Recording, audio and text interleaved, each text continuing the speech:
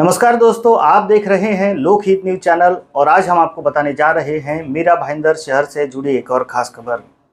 Gaza में Israel द्वारा फिलिस्तीन पर जो बर्बरतापूर्वक हमले किए जा रहे हैं, जिसमें मासूम बच्चे, औरतें, बूढ़े, जवान, सभी आम नागरिक बड़ी संख्या में मारे जा रहे हैं और जिसके खिलाफ अब पूरी दुनिया से आवाज़ उठने लगी है और इसके खिलाफ अब पूरी दुनिया में प्रदर्शन किए जा रहे हैं।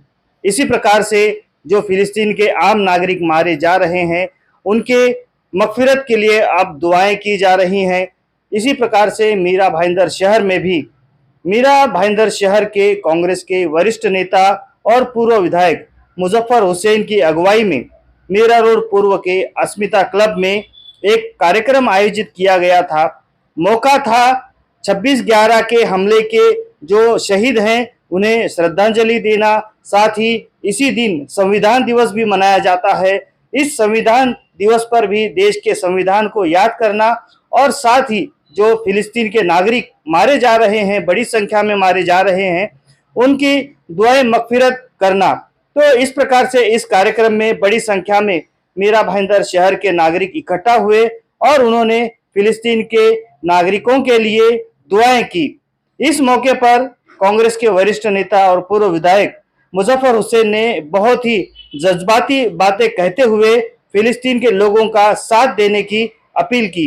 आइए सुनते हैं क्या कहा उन्होंने इस मौके पर।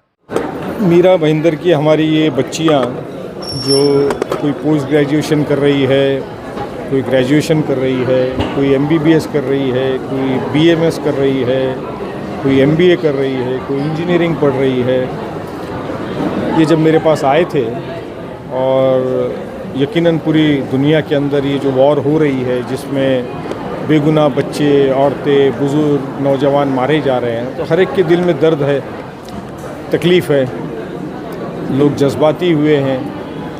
तो उसी तरह से बच्चियां चाहती थी कि एक रैली की जाए, बड़े ग्राउंड पे मजमा किया जाए। तो मैंने उसके रिपरकेशंस उनको बताए कि इस तरह की रैलीज़ और मजमे में कभी कभी एंटी सोशल एलिमेंट अंदर घुस जाते हैं और वो जो एक पीसफुल रैली होती है उसको एक अनपीसफुल रंग उसको दे देती है।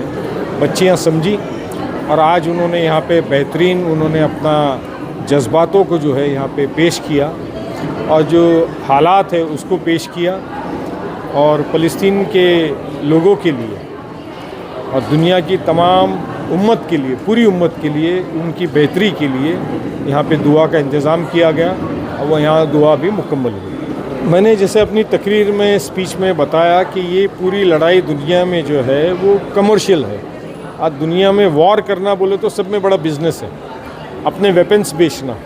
हिंदुस्तान ने इजराइल से बिलियंस ऑफ डॉलर्स के पिछले 5-7 साल में वेपन्स खरीदे। फ्रांस ने इजराइल से खरीदे। अमेरिका पूरी दुनिया में अपने वेपन्स बेचता है। तो वेपन्स कब बिकते हैं? जब दुनिया में लड़ाई होती है, वॉर होता है। तो वेपन्स बेचना दुनिया में सब में बड़ा बिजनेस है। ऑयल इकोनॉमी को कंट्रोल करना ये दुनिया में सब में बड़ी बिजनेस है।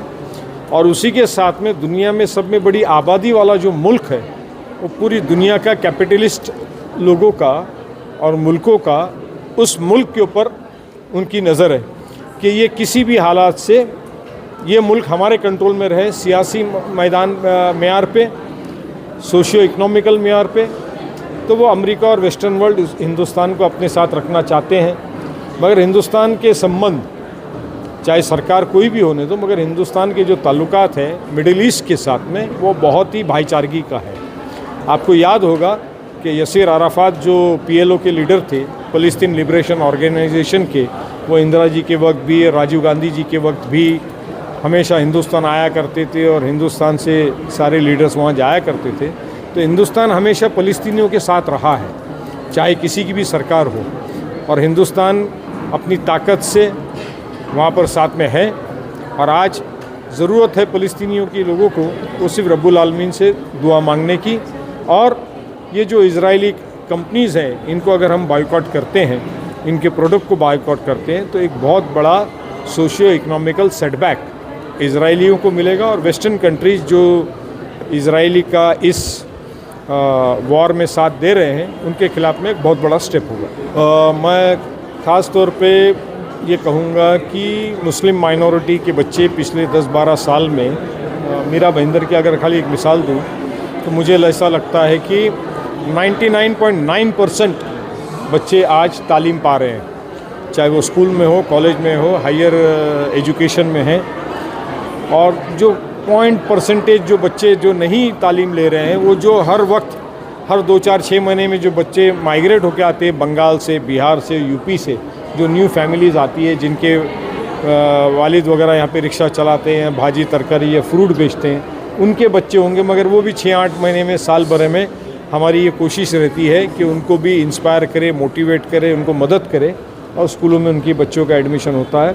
मुझे इस बात की खुशी है कि जो 30-35 साल से हम जो काम कर रहे हैं शहर में एजुकेशन को लेके, उसमें आज ये बच्चियाँ अगर स्टेज पे खड़ी है, ये बच्चे आज यहाँ स्टेज पे खड़े हैं, ये सारे तालीम याफ्ता है, एजुकेटेड है। मुस्लिम कम्युनिटी को जो इस तरह बताया जाता है कि अनपढ़ है, गंवार है, जाहिल है, आज ये कम्युनिटी इससे बहुत ऊपर उठ के है। ऐसा है कि जो भी दुनिया में आज हो रहा है वो आज ही नहीं हो रहा है। अगर हमास ने कोई हमला किया और इजराइल ने अगर दूसरा हमला हो रहा है, या यूक्रेन और रशिया की वॉर चल रही है, तो ये ओवरनाइट का काम नहीं है। इसके पीछे हिस्ट्री होती है, 100-200 साल की हिस्ट्री होती है, उसके पीछे मजहबी हिस्ट्री होती है, और ये उसके रिपरकेशंस होते हैं जो वॉल्केनो की तरह पकते रहता है, और एकदम से वॉल्केनो इरप्ट जब होता है तब लोगों को नज़र आता है।